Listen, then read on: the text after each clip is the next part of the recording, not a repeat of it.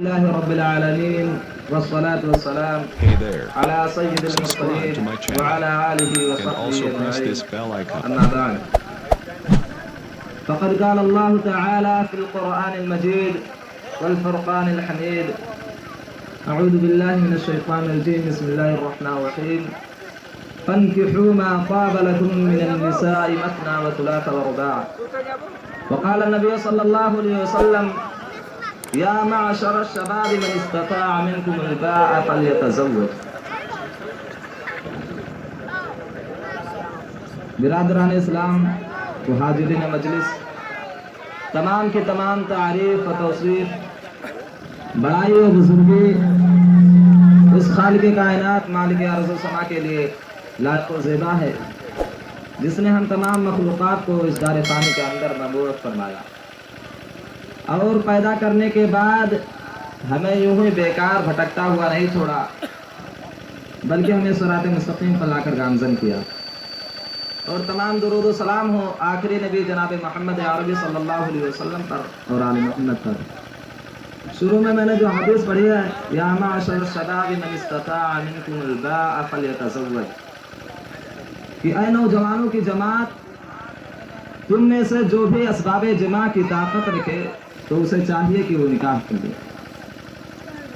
امت اسلام صرف کچھ عبادتوں کا نام نہیں، بلکہ وہ ایک مکمل نظام حیات ہے جو زندگی کے ہر گوشے میں انسان کی رہنمائی کرتا ہے، اور اس کو ایسے قوانین و احکام سے سرفراز کرتا ہے جس میں نہ افراط ہے نہ تفریط، جو سراپا عدل اور اعتدال سے عبارت ہے. اس کے مطابق اپنی زندگی گزارنے میں ایک ایک انسان کے لیے کامیابی و کامرانی ہے. جو جتنا ہی اسلام سے دور ہوگا وہ اتنا ہی ناکامی اور نامرادی کے دلدل میں پھنسے گا. اسلام کو اللہ رب العالمین نے آسان اور سہل بنایا ہے، جیسا کہ نبی اکرم صلی اللہ علیہ وسلم کا ارشاد ہے: ان الدین یسر، یقیناً دین آسان ہے. لیکن آج لوگوں نے اسے اتنا مشکل بنا دیا ہے کہ اسلام کے احکام و مسائل پر عمل کرنا نہایت ہی مشکل ہو گیا ہے. جیسے جہیز کو ایک رسم بنا کر نکاح کو اتنا مشکل بنا دیا ہے، حالانکہ اسلام نے نکاح کو آسان اور اخراجات کے حساب سے ہلکا رکھا ہے. اس لیے کہ نکاح جتنا آسان ہوگا برائی کے مواقع کم ہوں گے، اور نکاح جتنا مشکل ہوگا سماج و معاشرہ میں برائی اور گندگی اتنا ہی پھیلے گی. اس لیے اسلام نے لڑکے والے پر کوئی ذمہ داری نہیں رکھی. مہر بھی لڑکے والے پر واجب ہے اور ولیمہ بھی لڑکے والے پر فرض قرار دیا گیا. لیکن موجودہ دور میں مسلم سماج و معاشرہ جس ظلمت و جہالت، معصیت و برائی اور ظلم و بربریت کا شکار ہے وہ ہم اور آپ سے مخفی نہیں. آج مسلم قوم معاشرتے اور دینی نقطۂ نظر سے زمانے جاہلیت سے کچھ کم پیچھے نہیں دکھائی دیتی. وہ کون سی برائی ہے جو ہمارے معاشرے میں نہیں پائی جاتی؟ مسلمانوں نے قرآن و حدیث کو بالائے طاق رکھ کے بے حیائی و بے غیرتی اور جہالت و ہندوانہ رسوم اور رواج کے جو توق اپنے گلے میں ڈال رکھا ہے، جہیز بھی انہی میں سے ایک بوچھل توق اور لعنت ہے، جو بدقسمتی سے مسلم معاشرہ کے ہر طبقے میں ناسور کی طرح پھیلتا چلا جا رہا ہے. کیا قرآن و حدیث میں جہیز کا ثبوت ملتا ہے جیسا کہ بعض لوگوں کا گمان ہے؟ سب سے پہلے اس کا معنی، اس کا زمانہ ایجاد اور صحیح حیثیت کو اجاگر کر دینا مناسب سمجھتا ہوں. لفظ جہیز یہ عربی زبان کے لفظ جہاز کا امالہ ہے، اور جہاز کہتے ہیں الجہاز للبیت او للمسافر او للعروس ما یحتاج الیہ. جہاز اس ساز و سامان کو کہتے ہیں جس کی ضرورت دلہن یا گھر یا مسافر کو ہوتی ہے. مروجہ جہیز کا شریعت اسلامیہ سے کوئی واسطہ نہیں، بلکہ یہ ہندوستان کے مغل فرما روا اکبر کا ایجاد کردہ ہے، جس کو اس نے ہندو اور مسلم میں اتحاد و اتفاق پیدا کرنے کے لیے ایجاد کیا تھا. ہندو چونکہ لڑکیوں کو اپنی جائیداد میں سے حصہ نہیں دیتے ہیں اور شادی کے موقع پہ کچھ دے دیتے ہیں. ہندوؤں کے دیکھا دیکھے یہ رسم قبیح मुसलमानों में भी चढ़ पकड़ते चली गई, हत्ता कि शादी का एक लाजमी जुज बन गई। और इस तरह निकाह जितना आसान था उतना ही मुश्किल हो गया, और जिना जितना मुश्किल था उतना ही आसान हो गया। अगर हम अपने मुआशरा पर एक तायराना नजर दौड़ाएं तो हमें पता चलेगा कि इस लानत ने किस तरह अपने खूंखार पंज कल्ब इंसानियत में गाड़ रही है, जिसके नतीजे में इंसानियत तकलीफ और कर्ब से कराह रही है। ये कैंसर अंदर ही अंदर पूरे कौम मुस्लिम को खाया जा रहा है। आज कोई भी शादी ख्वाह अमीर की हो या गरीब की, बड़े खानदान वालों की हो या छोटे खानदान वालों की, एक आलिम की हो या जाहिल की, अलगर्ज किसी की भी हो, बगैर जहेज ये नामुमकिन सी मालूम होती है। अगर किसी गरीब के घर कई लड़कियां हों तो वह हमेशा परेशान रहता है कि वो उनके शादी का खर्चा कहाँ से करेगा, उनके शादी का खर्चा कहाँ से लाएगा, किससे मांगेगा। एक शायर ने कहा है, जिस घर में लड़कियां हो कहीं उनसे पूछिए, जिस घर में लड़कियां हो कहीं उनसे पूछिए, कैसे उठा सकेगा वो खर्चा दहेज का। हर शख्स जहेज का दिलदादा और शायदाई है, और हालत यह हो गई है कि लड़के का जन्म हो तो कहते हैं फख्र से, लड़के का जन्म हो तो कहते हैं फख्र से, 1 लाख का टिकट है बच्चा दहेज का।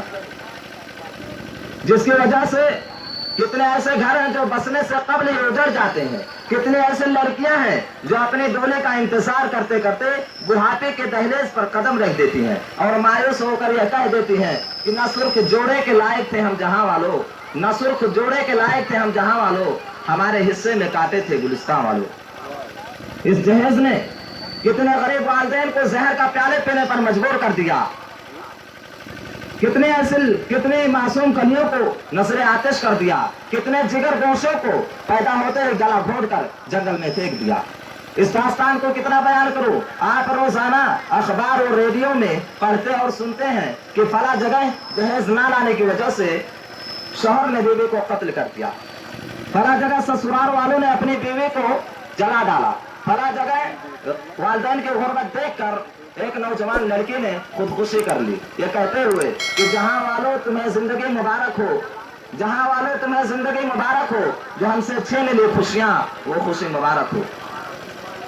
आपको यह जानकर बड़ा ताज्जुब होगा कि एक सर्वे यानी जायजा के मुताबिक हिंदुस्तान में सिर्फ जहेज की वजह से हर 1 घंटे में एक लड़की की जान चली जाती है।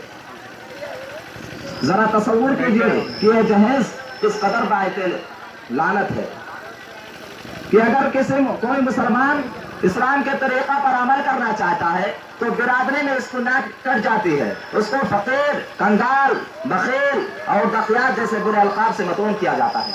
नतीजा में सामान्य जहेज मुहैया करने और खानदान और समाज में सस्ती शोहरत हासिल करने के लिए सारी हदों को पामाल किया जाता है। इरशाद रब्बानी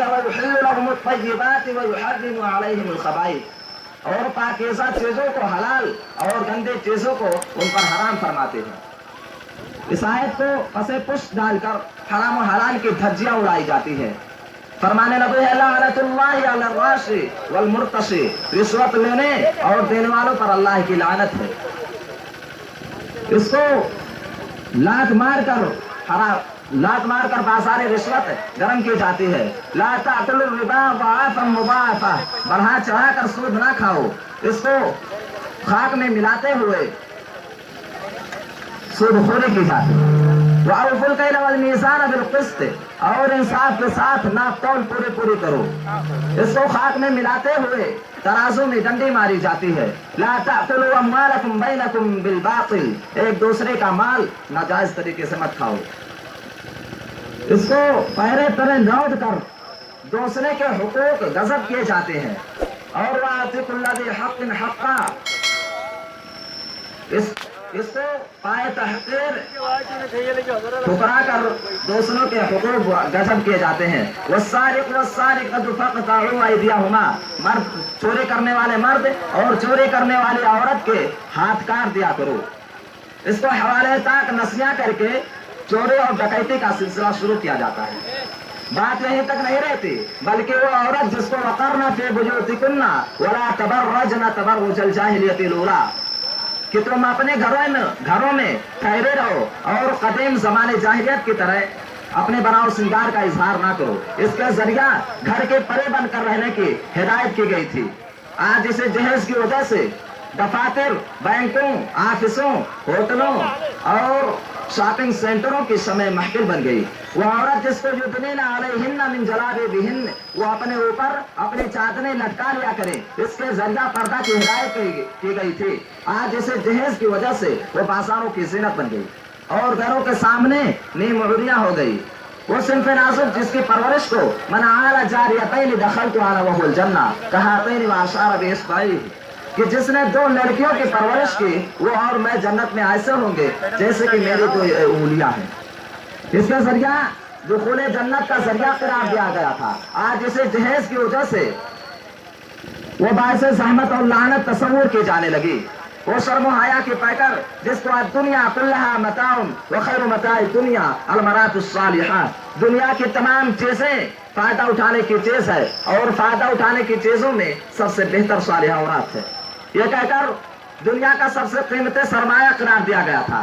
آج اسے جہیز کی وجہ سے وہ سب سے حقیر سر سمجھی جانے لگی اور اس کا وجود باعث زحمت اور بوجھ تصور کیے جانے لگا، جس کا نقشہ اللہ رب العالمین نے یوں کھینچا ہے وَإِذَا بُشِّرَ أَحَدُهُم بِالْأُنثىٰ ظَلَّ وَجْهُهُ مُسْوَدًّا وَهُوَ كَظِيمٌ يَتَوَارَىٰ مِنَ الْقَوْمِ مِنْ سُوءِ مَا بُشِّرَ بِهِ أَيُمْسِكُهُ عَلَىٰ هُونٍ أَمْ يَدُسُّهُ فِي التُّرَابِ أَلَا سَاءَ مَا يَحْكُمُونَ، کہ ان میں سے جب کسی کو لڑکے پیدا ہونے کی خبر دی جاتی ہے تو ان کا چہرہ سیاہ ہو جاتا ہے، وہ دل میں گھٹنے لگتا ہے اور اس برے خبر کی وجہ سے وہ لوگوں سے چھپا چھپا پھرتا ہے.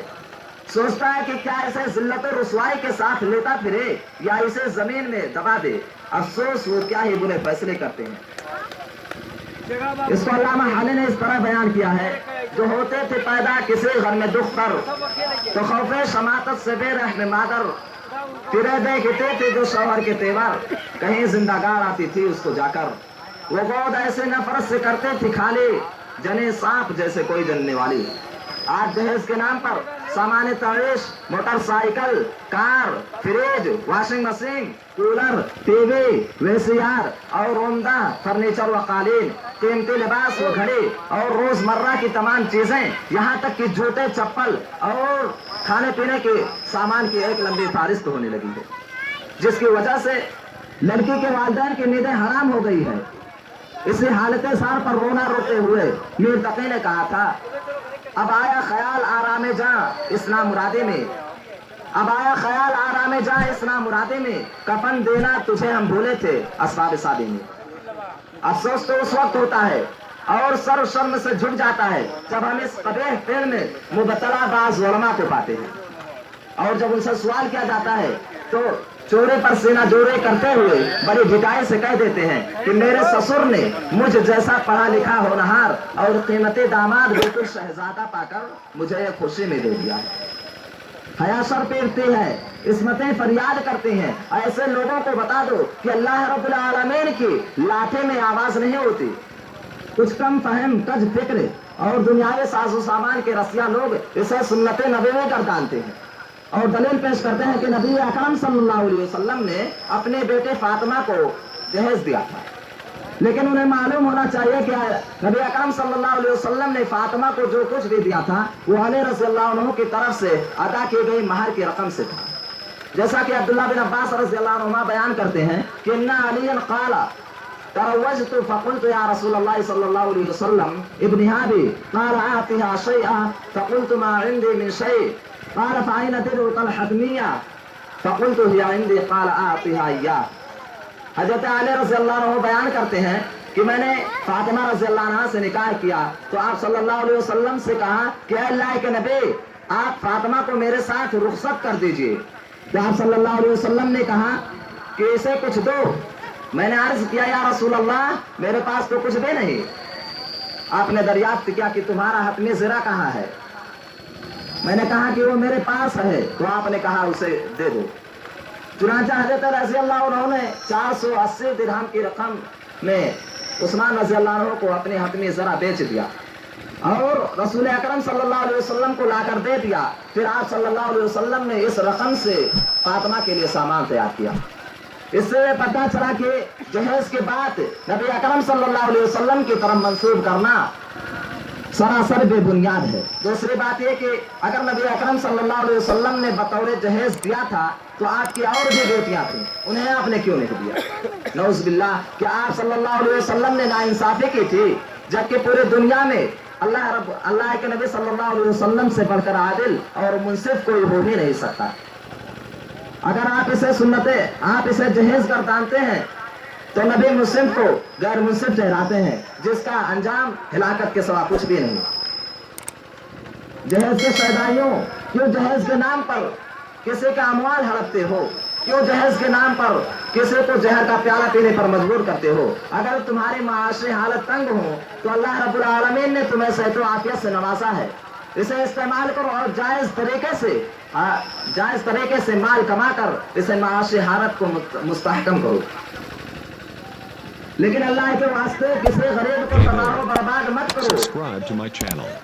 یاد رکھو کہ کسی غریب کو جوش کر جہیز کا رقم حاصل کرنا تمہارے لیے باعث شرم بھی ہے اور باعث ہلاکت بھی۔ اس لیے آپ لوگوں سے گزارش ہے کہ جہیز کا لینا دینا سب کچھ بند کر کے اسلامی طریقہ اپنائیں۔ اب آخر میں دعا ہے کہ اللہ رب العالمین ہم تمام مسلمانوں کو جہیز سے لعنت سے محفوظ رکھے، آمین۔ وما علینا الا البلاغ۔